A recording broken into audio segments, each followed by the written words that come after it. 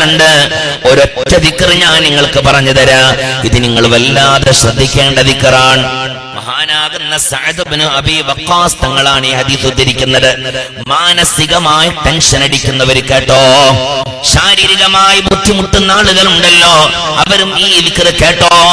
അതുപോലെ തന്നെ സാമ്പത്തികമായി വല്ലാതെ ബുദ്ധിമുട്ടുന്ന മനുഷ്യന്മാരുണ്ടെങ്കിലും ഈ ദിക്ർ കേട്ടോ.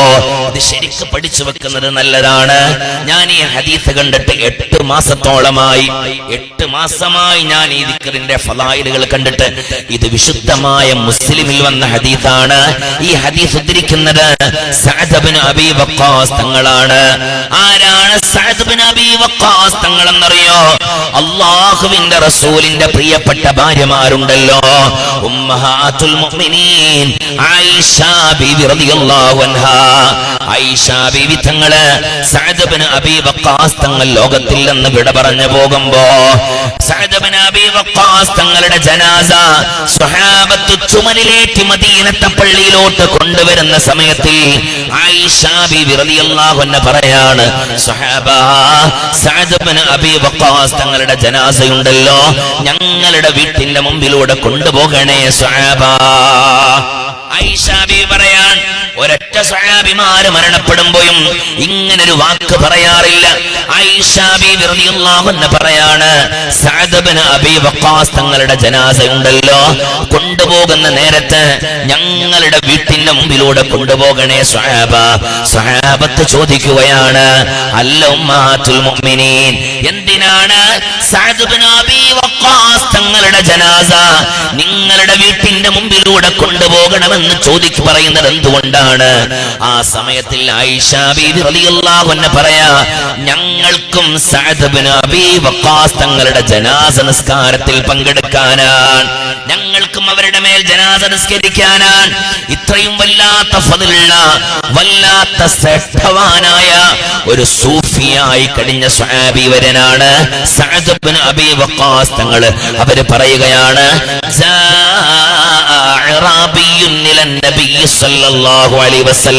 ഒരഅറാബിയായ മനുഷ്യൻ അല്ലാഹുവിന്റെ ഹബീബിന്റെ സവിധത്തിലോട്ട് കടന്നു വരികയാണ്. എന്നിട്ട് പറയുന്നു, യാ റസൂലല്ലാഹ്, ഹബീബായ നബിയേ, ഞാൻ വല്ലാതെ വിഷമിക്കുന്ന മനുഷ്യനാണ്. 3 കാര്യങ്ങളെ കൊണ്ടാണ് അയാൾ ബുദ്ധിമുട്ടാകുന്നത്. യാ റസൂലല്ലാഹ്, ഞാൻ ശാരീരികമായി വല്ലാതെ തകർന്നു പോയവനാണ്.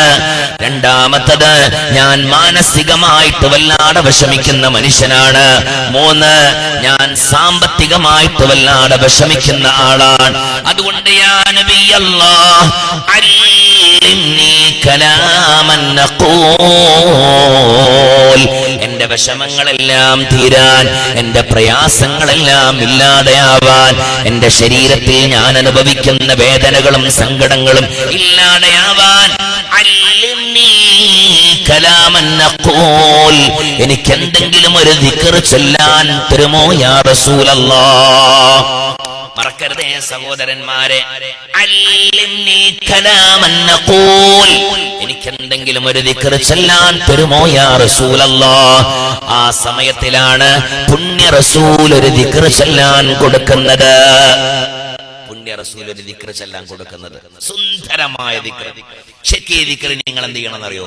റെക്കോർഡ് ചെയ്ത് വെക്കണം. എന്നിട്ട് നിങ്ങൾ റെക്കോർഡ് ചെയ്ത് നിങ്ങൾ അത് ചൊല്ലിത്തുടങ്ങണം. ഈ ദിക്ർ നിങ്ങൾ ചൊല്ലിത്തുടങ്ങണം. ചൊല്ലിത്തുടങ്ങിയിട്ട് ഈ 3 വിഷയത്തിനും നിങ്ങൾക്കൊരു റാഹത്ത് വന്നിട്ടില്ല എങ്കിൽ, സാമ്പത്തികമായി, ശാരീരികമായി, മാനസികമായി നിങ്ങൾക്കൊരു റാഹത്ത് വന്നിട്ടില്ല എങ്കിൽ നിങ്ങൾ പറയേണ്ടി എന്താ അറിയോ? ഇൻഷാ അല്ലാഹ്, ഇനി എവിടെങ്കിലും ഞാൻ കർണാടകയുടെ അവസാനത്തെ, ഈ റമദാന്റെ മുമ്പുള്ള അവസാനത്തെ പരിപാടിയാണ് ഇവിടെ, ഇനി റമദാന് ശേഷമാണ്. ഇനി അള്ളാഹുവിന്റെ ഖളാ ഉണ്ടെങ്കിൽ ഞാൻ കർണാടകയിൽ എവിടെങ്കിലും വരുന്നു എന്ന വാർത്ത നിങ്ങൾ അറിഞ്ഞാൽ നിങ്ങൾ എന്ത് ചെയ്യേണ്ടതെന്നറിയോ? നിങ്ങൾ അവിടെ വരിക, എന്നിട്ട് വന്നിട്ട് പറയാ, മുസ്ലിയാരെ, നിങ്ങൾ അന്ന് വഴല് പറഞ്ഞപ്പോ ഒരു ദിക്ർ പറഞ്ഞു തന്നിട്ടില്ലേ? ആ ദിക്ർ ഞാൻ അന്ന് മുതൽ ഇന്ന് വരെ ചൊല്ലിയിട്ടുണ്ട്. അതെ, എന്നിട്ട് എനിക്ക് ഒരു ഉപകാരവും കിട്ടിയിട്ടില്ല, എനിക്കൊരു റാഹത്തും വന്നിട്ടില്ല എന്ന് പറയാന്നെങ്കിൽ ഇന്നത്തെ സെറ്റിംഗ്സിന്റെ വാടക വലീദ്ദീൻ ഫൈസി അന്ന് തരും. തിരിഞ്ഞിട്ടുണ്ടെങ്കിൽ ഇതിന്റെ സെറ്റിംഗ്സിന്റെ വാടക നിങ്ങൾക്ക് തരും. അത്രക്ക് ഫളലുള്ള ദിക്റാണ്. നിങ്ങൾ ചൊല്ലി നോക്ക്. അല്ലാഹു തൗഫീഖ് നൽകട്ടെ. കാമ്യം പറഞ്ഞ പടച്ചോനെ തൗഫീഖ് നൽകണേ അല്ലാഹ്. ഇതൊരു അപാരമായ ദിക്റാണ്. ഏതാണ് ആ ദിക്ർ എന്നറിയോ? എല്ലാവരും മൊബൈൽ ഫോണിൽ ഇത് റെക്കോർഡ് ചെയ്യണം. ബിസ്മില്ലാഹിർ റഹ്മാനിർ റഹീം. ലാ ഇലാഹ ഇല്ലല്ലാഹു വഹ്ദഹു ലാ ശരീക ലഹ്. ഇനി അവിടെ ലഹുൽ മുൽക്കു വലഹുൽ ഹംദു നമ്മൾ കൂട്ടരുത്. കാരണം അത് ഹദീസിൽ വന്ന ദിക്റാണ്.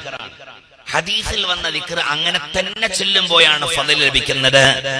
അഅറാബിയായ മനുഷ്യൻ ഹബീബിന്റെ അരികിൽ വെച്ചുകൊണ്ട് പൊട്ടിക്കരഞ്ഞപ്പോ അല്ലാഹുവിന്റെ റസൂൽ ദിക്ർ ചൊല്ലാൻ കൊടുത്തത് ലാ ഇലാഹ ഇല്ലല്ലാഹു വഹ്ദഹു ലാ ശരീക ലഹ് അല്ലാഹു അക്ബർ കബീറാ വൽഹംദുലില്ലാഹി കസീറാ വസുബ്ഹാനല്ലാഹി റബ്ബിൽ ആലമീന വലാ ഹൗല വലാ ഖുവത ഇല്ലാ ബില്ലാഹിൽ അസീസിൽ ഹകീം. മൂല്യാരെ നിങ്ങളോട് തെറ്റിയോ? എന്നോട് തെറ്റിയിട്ടില്ല. ഞാൻ ശരിക്ക് പറഞ്ഞു തരാം. ലാ ഇലാഹ ഇല്ലല്ലാഹു വഹ്ദഹു ലാ ശരീക ലഹ് അല്ലാഹു അക്ബർ കബീറാ. ചൊല്ലു അല്ലാഹു അക്ബർ കബീറാ. ഉറക്കെ അല്ലാഹു അക്ബർ കബീറാ വൽഹംദുലില്ലാഹി കസീറാ വസുബ്ഹാനല്ലാഹി റബ്ബിൽ ആലമീന ബുക്രതൻ വഅസീല എന്നല്ലേ? അത് വേറെ ദിക്ർ അങ്ങനെയുണ്ട്. ഇവിടെ നബി തങ്ങൾ പറഞ്ഞു കൊടുത്തത് ഇദ്ദേഹത്തിന് ഇങ്ങനെയാണ് വസുബ്ഹാനല്ലാഹി റബ്ബിൽ ആലമീന വലാ ഹൗല വലാ ഖുവത ഇല്ലാ ബില്ലാഹി അലിയിൽ അലീം എന്ന ദിക്ർ വേറെയുണ്ട്. ഒരുപാട് ഫളായിലുകളുള്ള ദിക്റാണ്. ഒരുപാട് സ്ഥാനവും മഹത്വവും ഉള്ള ദിക്റാണ്. ഇവിടെ നബി തങ്ങൾ പറഞ്ഞു കൊടുത്തപ്പോ വലാ ഹൗല വലാ ഖുവത ഇല്ലാ ബില്ലാഹിൽ അസീസിൽ ഹകീം. അല്ലാഹു ഇത് ജീവിതത്തിൽ പകർത്താൻ തൗഫീഖ് നൽകട്ടെ. ആമീൻ പറഞ്ഞ പടച്ചോനെ തൗഫീഖ് നൽകണേ അല്ലാഹ്. ഒരു വശം ഒരാളെ മുമ്പിലും പോയി നിങ്ങൾക്ക് പറയേണ്ടി വരില്ല. ഈ ദിക്റാണ് അല്ലാഹുവിന്റെ റസൂൽ അഅറാബിയായ മനുഷ്യന് പറഞ്ഞു കൊടുത്തത്. എന്നാൽ ഈ ദിക്ർ ചൊല്ലാൻ ചില സമയങ്ങളും മഹാന്മാര് പറയുന്നുണ്ട്.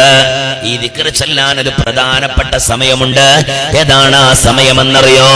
സുബ്ഹ് നിസ്കാരത്തിന് ശേഷമാണ്. സുബ്ഹ് നിസ്കാരത്തിന് ശേഷമാണ്. പൊന്നാരുസ്താദേ ദിക്ർ നന്നായി, പക്ഷെ ആ സമയം ഒന്ന് മാറ്റാൻ പറ്റുമോ? ഇല്ല. സുബ്ഹ് നിസ്കരിക്കാത്തവൻ ഒരു ബർക്കത്തും ഉണ്ടാകുകയില്ല.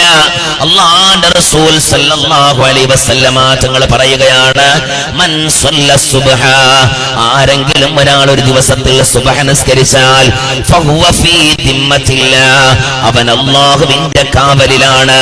അവന്റെ കൃഷിയെ അല്ലാഹു സംരക്ഷിക്കുന്നതാണ്. അവന്റെ വാഹനത്തിനെ അല്ലാഹു സംരക്ഷിക്കുന്നതാണ്. അവന്റെ കച്ചവടത്തിന് അല്ലാഹു സംരക്ഷിക്കുന്നതാണ്. അവന്റെ ഭാര്യയെ അവന്റെ സന്താനങ്ങളെ അല്ലാഹു സംരക്ഷിക്കുന്നതാണ്.